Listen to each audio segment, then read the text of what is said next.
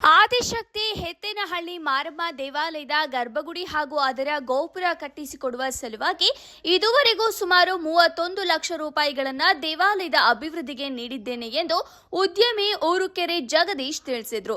ಸುದ್ದಿಗೋಷ್ಠಿಯಲ್ಲಿ ಮಾತನಾಡಿದ ಅವರು, ನಮ್ಮ ಹೊಸಮನೆಯ ಗೃಹ ಪ್ರವೇಶದ ಸಂದರ್ಭದಲ್ಲಿ ದೇವರನ್ನ ಕರೆಸಿದ್ದು ಹರಕೆ ತೀರಿಸುವ ಸಂಬಂಧ ದೇವಾಲಯಕ್ಕೆ ಹೋದಾಗ ಜೀರ್ಣೋದ್ಧಾರ ಸಮಿತಿಯ ಅಧ್ಯಕ್ಷರು ಮತ್ತು ಪದಾಧಿಕಾರಿಗಳು ದೇವಾಲಯದ ಗರ್ಭಗುಡಿ ಮತ್ತು ಗೋಪುರ ಕಟ್ಟಿಸಿಕೊಡುವ ಕೋರಿಕೊಂಡ ಹಿನ್ನೆಲೆಯಲ್ಲಿ ಒಪ್ಪಿಕೊಂಡು ಕಾಮಗಾರಿ ಕೈಗೆತ್ತಿಕೊಂಡಿದ್ದೇನೆ. 90% ಕಾಮಗಾರಿ ಪೂರ್ಣಗೊಂಡಿದೆ ಎಂದರು. ಏನಪ್ಪಾ ಅಂತ ಕೊಡುಗೆ ಅಂತ ನಾನು ಕೇಳಿದೆ.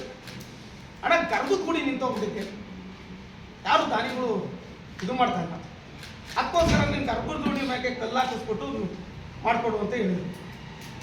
ಆಯ್ತಪ್ಪ, ನಾನು ಗರ್ಭದ ಗುಡಿ ಕಲ್ಲು ಹಾಕಿಸ್ಬಿಟ್ಟು ಆಯ್ತು ಕೊಡ್ತೀನಿ, ಕಲ್ಲಾರು ಕರೀರಪ್ಪ ಅಂತ ನಾನು ಹೇಳಿದೆ. ಯಾರು ಹಾಕೋರು, ಕಂಟ್ರಾಕ್ಟ್ದಾರ ಯಾರು, ಇದೆ ಯಾರು ಕರೀರಿ ಅಂತ ನಾನು ಹೇಳಿದ್ದೀನಿ. ಕರೆದು ಹೇಳಿದ್ಮೇಲೆ ಅವರು ಕಲ್ಲಾರು ಕರೆಸಿದ್ರು. ಅಣ್ಣ ಅದೊಂದಿಗೆ ಏನು ಕೆಲಸ ಮಾಡ್ತೀವಿ ಅಣ್ಣ, ಗೋಪುರವನ್ನು ಸೇರಿಸಿ ಕಟ್ಬಿಡೋಣ, ನಿಂದೆ ಹೆಸರಾಗ್ತೈತೆ, ನಿನ್ನ ಮಕ್ಕಳು ಮೊಮ್ಮಕ್ಕಳು ಕಲ್ಕಲ್ಲನ ಹೆಸರಾಗಿರ್ತೈತೆ, ಕಟ್ಟಿಸ್ಬಿಡೋಣ ಅಂತ. ಸರಿ ನಾವು ಆಯಿತು, ಪೂರ್ತಿ ಕೆಳಗಿಂದ ಮ್ಯಾಕಲ್ಲ ನಂದೆ ಅಂತ ಹೇಳಿದ್ರು. ಆಮೇಲೆ ಹೇಳಿದ್ಮೇಲೆ ಆಯಿತು ಅಂತ ಅವರು ಒಪ್ಕೊಂಡ್ರು, ನಾನು ಒಪ್ಕೊಂಡೆ. ಆಮೇಲೆ ಕಲ್ಲು ಕಟ್ಟಡ ಕಟ್ಟನ್ನು ಬಂದ ಎಲ್ಲ ಬಂದರು, ಅವರು ಇದ್ರು. ಅವ್ರೇನಂದ್ರು, ನೋಡಪ್ಪ ಕಲ್ಲು ಕಟ್ಟಡ ಇವತ್ತಲೇ ಎಲ್ಲ ಜಗದೀಶ್ ಒಪ್ಪಿಸ್ಬಿಟ್ಟಿದ್ದೀನಿ, ನಮ್ಮನ್ನ ನೀನು ₹1 ಕೇಳ್ಕೊಡ್ದು, ನಮ್ಮನ್ನ ನೀನು ₹1 ಕೇಳ್ಕೊಡ್ದು, ಜಗದೀಶ್ ಉಂಟು ನೀನುಂಟು, ಈ ಥರ ಅವ್ರು ಹೇಳಿದರು. ಆಯ್ತಪ್ಪ, ನಾನು ಕಲ್ಲನ್ನು ಕೇಳಿದೆ ಎಷ್ಟು ಲೋಡ್ ಕಲ್ಲಬೇಕು ಅಂತ. ಅಣ್ಣ ಒಂದು 10 ಲೋಡ್ ಮೇಲೆ ಕಲ್ಬೇಕಾಗ್ತೀನಿ ಅಂತ. ಆಯ್ತಪ್ಪ, 10 ಲೋಡ್ ವರ್ಷ ನಾನು ದುಡ್ಡು ಕೊಡ್ತಾ ಇರ್ತೀನಿ, ಲೋಡ್ ಬಂದಂಗೆ ದುಡ್ಡು ಕೊಡ್ತೀನಿ ಅಂತ. ಆಯಿತು ಅಂತ ಒಪ್ಕೊಂಡ್ರು. ಕಲ್ಲು ತುಂಬ್ಕೊಂಬಂದ್ರು. ಫಸ್ಟ್ನೇ ಸರಿ 2 ಲೋಡ್ ಕಲ್ಲು ತುಂಬ್ಕೊಂಬಂದವ್ರೆ. 2 ಲೋಡ್ ಕಲ್ಲು ತುಂಬ್ಕೊಂಬಂದು ನನಗೆ ಕಲ್ಲು ತುಂಬ್ಕೊಂಬಂದಿದ್ದೀವಪ್ಪ ಅಂತ. ಆಯಿತು, ದುಡ್ಡು ಕೊಡ್ತೀನಿ ಬರ್ರಿ ಅಂದೆ. ಏನಂದ್ರು ಅವರು, ಊರಿನ ಗ್ರಾಮಸ್ಥರು ಅವರೆಲ್ಲ ಸೇರೇನಂದ್ರು. ನಾನು ಮಾತಾಡಿ, ಊರಿನ ಗ್ರಾಮಸ್ಥರು ಅವರೆಲ್ಲ ಏನು ಹೇಳಿವ್ರೆ, ನೋಡಪ್ಪ ಗರ್ಭದ ಗುಡಿ ಇವ್ರು ವಹಿಸಿದ್ವಿ ಜಗಣರಿಗೆ, ನೀನುಂಟು ಜಗಣ್ಣುಂಟು, ಇದನ್ನು ಪ್ರಶ್ನೆ. ಇದು ಊರ್ನಾರ್ದು ಇನ್ನೊಬ್ರು ನಾನು ಹೇಳ್ತಾ ಇಲ್ಲ.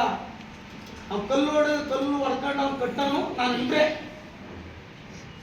ಕಲ್ಲು ಹೊಡೆಯೋಕೆ 5 ಲಕ್ಷ ಕೊಟ್ಟಿದ್ರೆ ಈ ದಾಖಲೆ 25 ಲಕ್ಷ ಇದೆ. ಅಲ್ಲಲ್ಲ, ಅವ್ರು ಹೇಳ್ತಾ ಇದ್ರು, ಅಧ್ಯಕ್ಷರು ಏನು ಹೇಳ್ತಾ ಇದ್ದಾರೆ, 7 ಲಕ್ಷ ನೇರವಾಗಿ ಶಿಲ್ಪಿ ಕೊಟ್ಟಿದ್ದೀವಿ, ಕೊಟ್ಟಿದ್ದಾರೆ, ನಮ್ಮ ಕೈಲಿ ಏನು ಕೊಟ್ಟಿಲ್ಲ ಅವರು ಅಂತ ಹೇಳ್ತಾ ಇದ್ದಾರೆ. ಅಷ್ಟು ಬಿಟ್ರೆ 30 ಲಕ್ಷ ಕೊಟ್ಟಿಲ್ಲ ಅಂತ ಹೇಳ್ತಾ ಇದ್ದಾರೆ. ಅವ್ರು ಹೇಳ್ಬೋದು ಸಾಲ ಸುಳ್ಳು. ಇದೇನ್ ಮಾಡ್ಬೇಕು ಅಂದಾಜು, ಇದೇನ್ ಮಾಡ್ಬೇಕಲ್ಲ, ಇದು ಯಾರು ಹಾಕಿರೋದು ದುಡ್ಡು ಅವನಿಗೆ ಪೂರ್ತಿ ಅಣ್ಣ ದಣ್ಣಪ್ಪರಿ ಕೊಟ್ಟ ಫೋಟೋ ಐತಲ್ಲ, ತೋರ್ಸೋಣ. ಒಂದ್ ಕಡೆಯಿಂದ ಹೇಳ್ತೀನಿ. ಸರ್, ಪ್ರತಿ ಸಾರಿ ಬಿಟ್ಟಾಗ ನನಗೆ ರೆಸಿಪಿ ಕೊಟ್ಟರು ಅಂತ ನೀವೇ ಹೇಳಿದ್ರಿ. ಹಂಗೆ 5 ಲಕ್ಷ ಕೊಟ್ಟಿದ್ದೀನಿ ಅಂತ ಹೇಳ್ತಿದ್ರಲ್ಲ, ಇದು ಯಾವ ಕಷ್ಟ? ಅದಕ್ಕೆ ಕಲ್ಲೋಡ್ಮೇಲೆ ಕೊಡ್ಲೇಬೇಕಲ್ಲ. ಅಲ್ಲ, ಹಂಗೆ 5 ಅಲ್ಲ, ಕಲ್ಲಿನ ಲೆಕ್ಕಕ್ಕ ಅಥವಾ ಬೇರೆ ದುಡ್ಡು ಅಂತ ಯಾವ್ದು 5 ಲಕ್ಷ ಕೊಟ್ಟಿದ್ದು ಹೇಳಿರಲ್ಲ, ಕಲ್ಲಿನ ದುಡ್ಡು ಬೇರೆ ದುಡ್ಡು ರಸೀದಿ ಏನು ರಸೀದಿ ಬಂದೈತಿ, ಆ ರಸೀದಿ ಪ್ರಕಾರನೇ ಕೊಟ್ಟಿದ್ದೀನಿ, ಒಪ್ಕೋತೀವಿ. ಸರಿನಾ? ಈಗ ಹಂಗೆ 5 ಲಕ್ಷ ಕೊಟ್ಟಿದ್ದೀನಿ ಅಂತ ಅದು ಫೋಟೋಗಳವೆ, ಮೊನ್ನೆ 2 ಲಕ್ಷ ತಹಸೀಲ್ದಾರ್ ಅವರಿಗೆ ಅವಾಗ ಕೊಟ್ಟಿದ್ದೀನಿ. 2 ಲಕ್ಷ. ಆಮೇಲೆ ದೇವಸ್ಥಾನಕ್ಕೆ ಹೋಗ್ಬಿಟ್ಟು 500 ಒಂದ್ಸರಿ ನಾನು 2 ಲಕ್ಷ ಕೊಟ್ರೆ ಒಂದು ಸಾಲ ₹100 ಹಾರ, ಅವೆಲ್ಲ ಫೋಟೋವೆ, ₹100 ಹಾರ, ಒಂದು ಶಾಲು, 2 ಲಕ್ಷ ದುಡ್ಡು. ರಸೀದಿ ಇಲ್ಲ ಐತೆ ಇಲ್ಲಿ ಫೋಟೋಗಳವೆ, ಯಾವುದು ಬಿಟ್ಟಿಲ್ಲ.